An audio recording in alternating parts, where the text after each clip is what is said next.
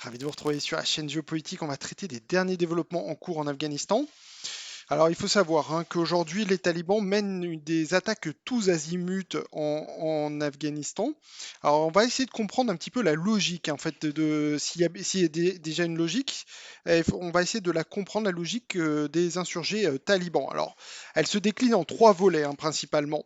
Premièrement, prise des points frontaliers. Aujourd'hui, les talibans contrôlent tous les points frontaliers de tous les pays environnants avec l'Afghanistan, que ce soit l'Iran, le Turkménistan, le Tadjikistan, y compris ils ont le contrôle désormais du point de passage avec la Chine, qui est à très haute altitude, environ à plus de 2-3 000 mètres d'altitude. Eh ben, ils ont pris ce point de contrôle. Et également avec le Pakistan, un point de passage essentiel puisque une grande partie du commerce avec l'Afghanistan se fait avec le voisin pakistanais. Donc déjà voilà, ceci, comme on l'avait dit la semaine dernière, permet si vous voulez, d'augmenter les revenus fiscaux des talibans et de l'autre côté, par effet de vase communicant, de baisser les revenus fiscaux du gouvernement et donc en quelque sorte de le mettre dans une situation financière intenable. Et en plus, ces prises de points de passage frontalier renforcent, si vous voulez, la stature politique des talibans.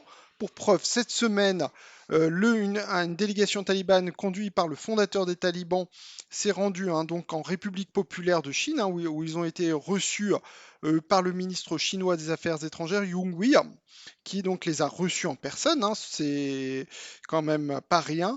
Et en quelque sorte, les talibans ont montré, j'allais dire, patte blanche en cherchant une coopération donc avec la République populaire de Chine et très clairement en exprimant qu'il n'y aura pas de solidarité entre les talibans et les groupes militants ouïghours de l'autre côté de la frontière, puisque c'est la grande crainte en fait de la République populaire de Chine, si les talibans devaient arriver au pouvoir, qu'il y aurait une sorte de solidarité pan-islamique. Et justement, la Chine veut couper court à cette alliance pan-islamique en essayant de soutenir les talibans et de l'autre côté en essayant d'avoir des concessions de la part des talibans, ce qui semble chose faite, en tout cas verbalement.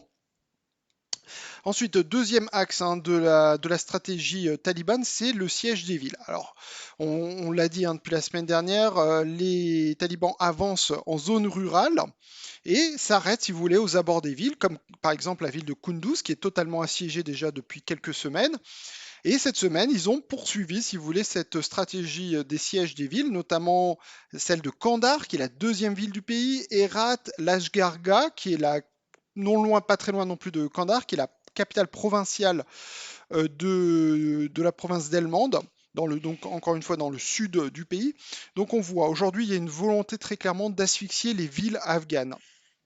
Alors pour l'instant à ce stade, il n'est pas clair s'ils veulent prendre les villes. Alors pour l'instant, on pensait plutôt qu'ils allaient faire le siège, mais par exemple sur le cas d'Herat, dans l'ouest du pays, qui est la troisième ville du pays avec 600 000 habitants, non loin de la frontière avec la République islamique d'Iran, eh ben, on assiste à des combats aux abords de la ville.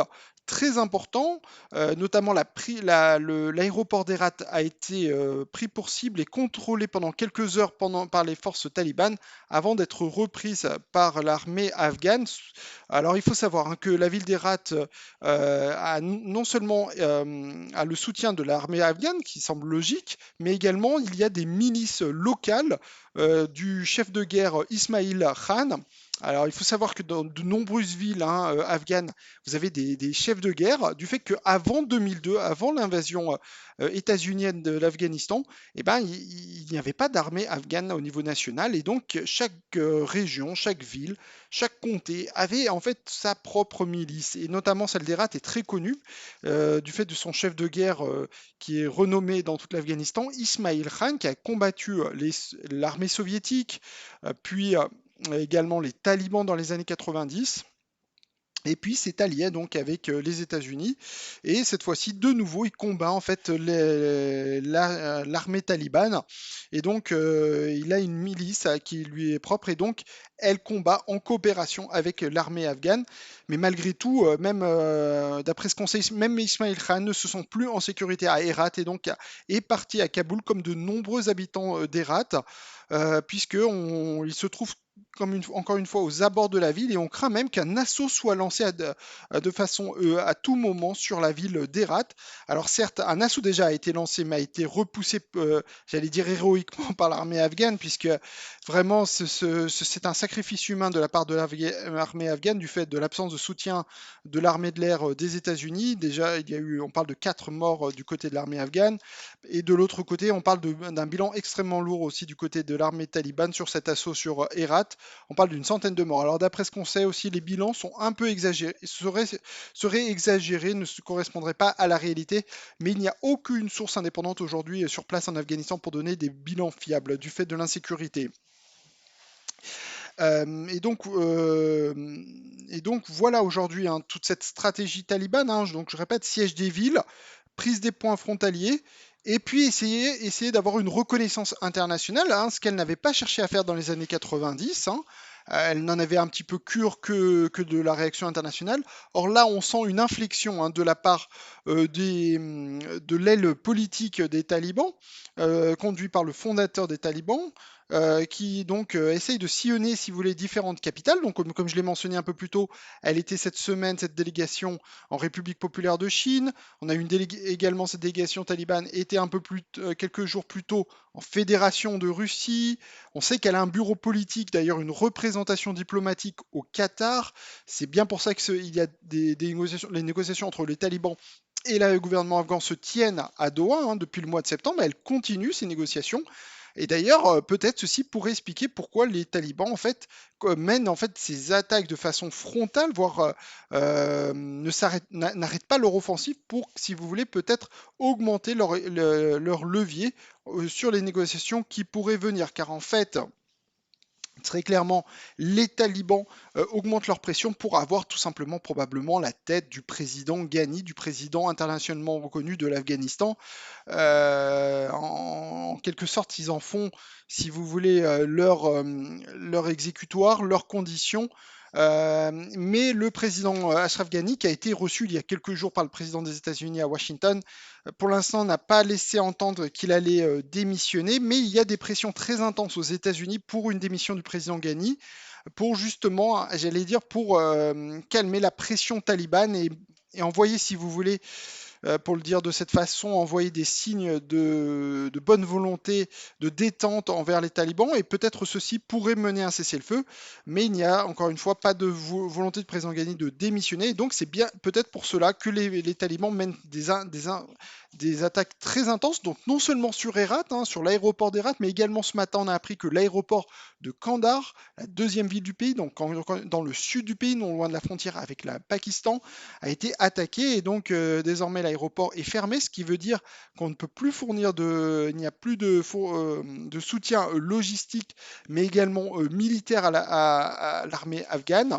du fait que l'aéroport soit fermé. C'est d'ailleurs pour ça probablement qu'on voit que les talibans s'attaquent aux aéroports, que ce soit celui d'Herat, mais celui de Kandahar. Et donc, ils sont désormais aux abords de la ville de Kandahar, tout comme ils sont aux abords également de la ville de Lashkar Gah, qui est la capitale provinciale de cette province d'Helmand, où se trouve la ville de Kandahar. Et là, même d'après ce qu'on sait, ils sont même entrés dans la ville de Lashkar Gah. On annonce des combats rue par rue. Même un hôpital a été touché hein, par l'armée afghane. C'est dire si les combats sont absolument dévastateurs pour la population afghane à Lashkar Gah, qui est prise entre le marteau et l'enclume, avec d'un côté les talibans qui les menacent, et de l'autre également l'armée afghane qui les menace par des bombardements aériens. Et donc on voit évidemment cela crée, si vous voulez, des mouvements de déplacement. Les Afghans se sentent tellement en insécurité qu'ils quittent leur logement. Et donc on a des centaines de milliers d'Afghans qui sont sur les routes du pays, voire même pour certains qui ont les moyens de quitter le pays, soit par voie aérienne, soit par voie terrestre. Hein. Les gardes frontaliers turcs annoncent qu'il y a une augmentation de l'immigration afghane de plus de 40%. Et d'après des données, on aurait peut-être cette année, avant la fin de l'année 2021, on pourrait avoir 1,5 million d'Afghans qui quittent leur pays. Alors, ceci rappelle un petit peu l'exode des Syriens en 2015. Et donc, on voit très très bien la menace qui plane également, non seulement sur l'Afghanistan, mais sur les pays voisins et même sur l'Europe, avec un risque, si vous voulez, d'une vague migratoire quasiment comparable à celle de 2015, du fait qu'aujourd'hui l'Afghanistan est une zone de théâtre de guerre. Et si on devait, évidemment, la situation pourrait encore s'empirer encore plus en Afghanistan. Il y a des craintes qu'on retourne, si vous voulez, à cette guerre civile qui avait duré entre 1992 et 1996, qui avait vu la destruction, il faut bien le dire, de Kaboul. Et donc, ces années noires, comme on les appelle, ces années de plomb en Afghanistan pourraient ressurgir, à moins, à moins évidemment que la communauté internationale cette fois s'implique réellement pour trouver une solution en Afghanistan, ce qui est quand même encore possible en faisant pression encore une fois sur le gouvernement afghan, sur le président Ghani, mais également sur les talibans, qui cette fois-ci peut-être sont, j'ose le croire, un peu plus pragmatique que dans les années 90. Comme on vient de le dire, ils cherchent une reconnaissance internationale qu'ils n'avaient pas obtenue dans les années 90. Et donc peut-être ceci pourrait les pousser à faire des concessions sur le terrain.